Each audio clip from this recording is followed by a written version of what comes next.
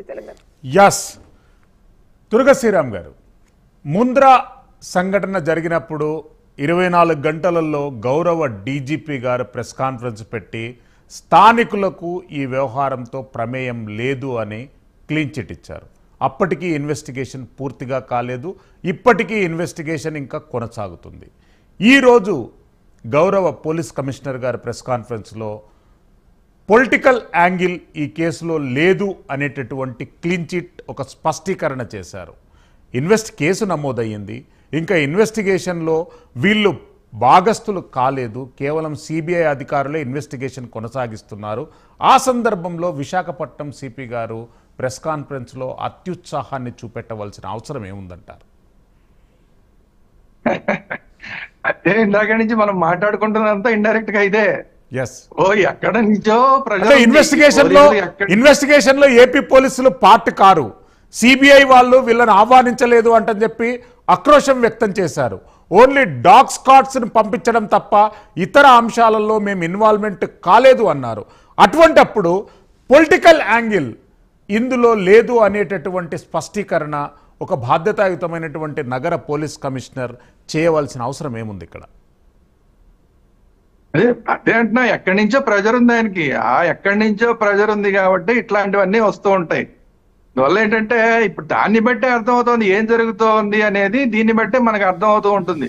వీళ్ళు చేసేది అంటే వీళ్ళు మామూలుగా మనం ఏం చెప్తుంటాం అంటే, దొంగ ఎంత పెద్ద దొంగ అయినా సరే ఏదో చిన్న క్లూ వదిలేస్తాడని చెప్తూ ఉంటాం. ఆ చిన్న క్లూ వదిలేయడం వల్ల దొరికిపోతుంటాడు. అలాగా ఎంత పెద్ద డ్రగ్ మాఫియా డాన్లు ఎలాంటి వాళ్ళైనా సరే ఎక్కడో దగ్గర క్లూలు ఇస్తారు, దొరికిపోతుంటారు. అట్లాగా పోలీసులు కూడా వీళ్ళకి ఏ మాత్రం సంబంధం లేని వ్యవహారంలో క్లీన్ చిట్లు ఇస్తున్నారు అంటేనే వీళ్ళే క్లూ వదిలేశారు. మనందరికీ క్లూ వదిలేరు. ఇప్పుడు మనందరికీ క్లూ వదిలేరు వాళ్ళు. ఆ క్లూని అనేది అర్థం చేసుకునే వాడికి అర్థం అవుతుంది, అర్థం కాని వాడికి అర్థం కాదు. సరే, అందువల్ల ఏంటంటే ఓవరాల్ గా మన బాధ అంతా ఏంటంటే వీళ్ళు బొంద వీళ్ళు ఏం ఇచ్చినా గానీ, క్లూలు ఇచ్చినా గానీ, లేదంటే ఏదో స్టేట్మెంట్లు, పోలీస్ స్టేట్మెంట్, స్థానిక పోలీసుల స్టేట్మెంట్ కి ఏ మాత్రం వాల్యూ లేదు ఇలాంటి కేసుల్లో. ఇది గుర్తుపెట్టుకోవాలి. సిబిఐ ఒక్కసారి తీసుకున్న తర్వాత అందులో అంతర్జాతీయ స్థాయి వ్యవహారం అన్నప్పుడు స్థానిక పోలీసులు ఏం మాట్లాడారు అనే దానికి జీరో వ్యాలిడిటీ ఉంటుంది. అందువల్ల వాళ్ళు ఏదో క్లీన్ చిట్లు ఇచ్చినంత మాత్రం ఎవరికి సర్టిఫికేట్లు వచ్చేయవు, వీళ్ళు ఏదో అక్కడే క్లోజ్ అయిపోయిందన్న ఇంప్రెషన్లు ఇచ్చినంత మాత్రాన కేసు ఏం క్లోజ్ అయిపోదు. సో దీని మీద చాలా వ్యవహారం నడుస్తుంది. ఇందాక మీరు ఒక డీజీపీ గారి గురించి చెప్పారు.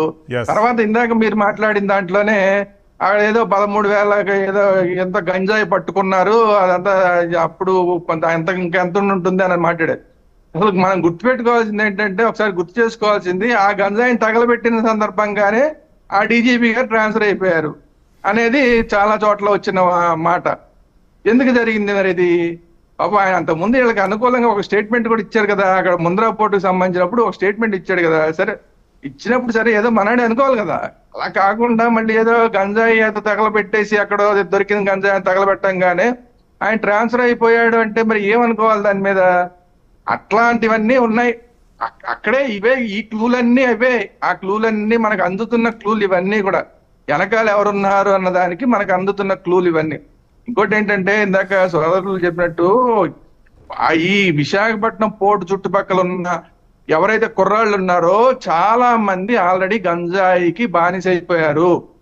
ఆల్రెడీ మనం అక్కడ బోట్లు తగలబడిన సందర్భంలో చూసాం. అక్కడ వాళ్ళతో మాట్లాడుతున్నప్పుడు అసలు రాత్రిపూట ఇటువైపు రావడానికే మాకు భయం అండి, పగలపూట రావడానికే భయం.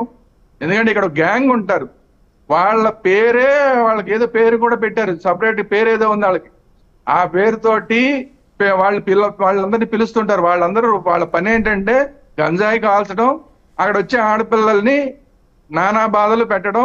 కొన్ని సందర్భాల్లో అయితే ఆడపిల్లలు మిస్ అవుతున్నారన్న కూడా వినపడుతున్నాయి వాళ్ళు మాట్లాడుతున్న మాటలను బట్టి. అంటే ఆ పోర్టుల్లో ఉన్న పరిస్థితి చూడండి, ఎలాంటి పరిస్థితి ఉందో. ఆ పోర్టు కానీ, పోర్టు చుట్టుపక్కల కానీ పరిస్థితి ఎలా ఉంది. ఇందాక మన వాళ్ళందరూ తాడేపల్లి గురించి మాట్లాడుతున్నారు. తాడేపల్లి గురించి ఇంకొక గుర్తు చేస్తా నేను. తాడేపల్లి దగ్గరే కృష్ణానది ఒడ్డున ఒక మహిళని రేప్ చేసిన తర్వాత ఆ నిందుడు ఇప్పుడు దాకా దొరకలేదు. వాడు గంజాయి మత్తులోనే చేశాడు అనేది అప్పుడు అందరూ పోలీసులు మాట్లాడిన మాట.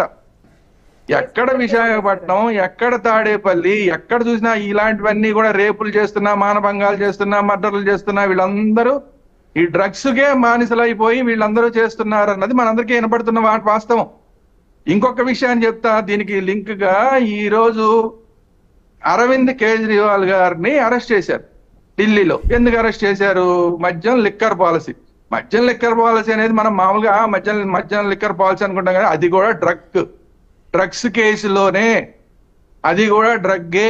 మన దరిద్రం ఏంటంటే అది మామూలు ఏదో మన డ్రింక్ లాగా అయిపోయింది ఈ రోజు మన పరిస్థితి. కానీ అలాంటి మద్యం కేసులో ఒక ముఖ్యమంత్రిని అరెస్ట్ చేసిన పరిస్థితులు ఈ రోజు ఉన్న సందర్భంలో ఎంతటి వాడైనా సరే, సరైన క్లూ దొరికితే ఎంతటి వాడినైనా తీసుకెళ్లి లోపలేయడానికి ఏమాత్రం ఈ దేశం ఆలోచించదు. ఇది గుర్తుపెట్టుకోవాలి. నేనేదో ఇవాళ నేను అధికారంలో ఉన్నాను కాబట్టి నా ఇష్టారాజ్యంగా చేస్తాను అంటే, అధికారంలో ఉన్నవాడికే ఏ పరిస్థితి వచ్చిందనేది ఇవాళ మనం చూసాం. ముఖ్యమంత్రి పదవిలో ఉన్నవాడికే ఏ పరిస్థితి వచ్చిందనేది మనం ఈరోజు చూసాం. ఒక ముఖ్యమంత్రి మద్యం దాంట్లో పోతే ఇంకో ముఖ్యమంత్రి డ్రగ్స్ దాంట్లో పోవచ్చేమో, చెప్పలేం. మనం ఎక్కడ ఏం జరుగుతుందని, ఏ రోజు ఏం జరుగుతుందో చెప్పలేం. కాబట్టి నిందితుడు ఎవడైనా సరే, ఎంతటి వాడైనా సరే, వాడు అధికారంలో ఉన్నాడా లేదంటే విడిగా ఉన్నాడా అంతో సంబంధం లేదు. ఈ దేశం చట్టాలు చాలా కఠినంగా ఉన్నాయి. దానికి తగ్గట్టు ఇప్పుడు కోర్టులు కూడా ఫుల్ ప్రోయాక్టివ్ గా ఉన్నాయి. ఇది మనం గుర్తుపెట్టుకోవాలి. నిన్నగాక మొన్న ఒక గవర్నర్ గారిని సిజేఐ గారు దాదాపు బూతులు తిట్టినంత పని చేశాడు. ఆయన ఏమైనా నువ్వు ఎందుకు, నేను చెప్పిన పని ఎందుకు చేయలేదు అంటే, ఎంత ప్రోయాక్టివ్ గా ఉన్నాయి కోర్టులు అనేది మనం చూడాలి. సో న్యాయ వ్యవస్థ ఇంత ప్రోయాక్టివ్ గా ఉన్న సందర్భంలో ఇట్లాంటి వాళ్ళు ఎవరైనా సరే అత్యుత్సాహం చూపిస్తే, పోలీసులు అత్యుత్సాహం చూపించినా దీని వెనక ఎవరున్నారో వాళ్ళందరూ కూడా ఏదో దీన్ని మసిపూసి మారేడుకాయ చేద్దాం అనుకున్నా ఈ దేశ చట్టాలు వదలవు. ఇది అందరూ గుర్తుపెట్టుకోవాలి. ఇవన్నీ కూడా ఎలా జరిగినా కూడా ఆల్రెడీ జరగాల్సిన నేరం జరిగిపోయింది. కాకపోతే ఇప్పుడు మనం గుర్తుపెట్టుకోవాల్సింది ఏంటంటే, ప్రజలుగా ఎన్నికల టైం కాబట్టి మళ్ళీ నేను చెప్తాను, మనం ఎలాంటి వాళ్ళని ఎన్నుకుంటున్నాము అన్న దాని మీద ధ్యాస పెట్టండి. మనం క్రిమినల్ కేసులు ఉన్న వాళ్ళ మీద మనం ఎన్నుకుంటున్నాం, అలాంటి వాళ్ళు ఇలాంటి పనులే చేస్తారు. ఓటుకి ఇన్ని 5,000 10,000 కూడా ఇవ్వడానికి రెడీగా ఉన్న వాళ్ళని మనం ఎన్నుకుంటున్నాం. వాళ్ళు ఏం చేస్తారు? వాళ్ళు ఇలాంటి పనులు చేస్తేనే వాళ్ళు మీకు ఇచ్చిన డబ్బుల్ని వెనక్కి వస్తాయి. ఇప్పుడు రంపచోడవరంలో శీలావతి అక్కడ దొరుకుతోంది అంటే ఆ ప్రాంతానికి పోలీసులు వెళ్ళలేకపోతున్నారు. వెళ్తే పోలీసుల్ని కూడా చంపేసే పరిస్థితులు ఉన్నాయి. అట్లాంటి పరిస్థితులు ఉన్నాయంటే ఎందుకు ఉన్నాయి?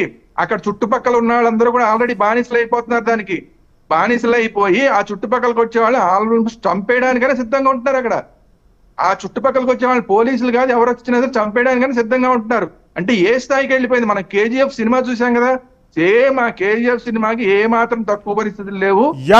కానీ అక్కడ హీరో ఉన్నాడు కాబట్టి అక్కడ అవన్నీ జరుగుతాయి. ఇక్కడ కూడా మనకి హీరో చట్టాలు ఉన్నాయి. ఆ చట్టాలు ఏదో రోజు వీళ్ళందరినీ పట్టుకుంటాయి.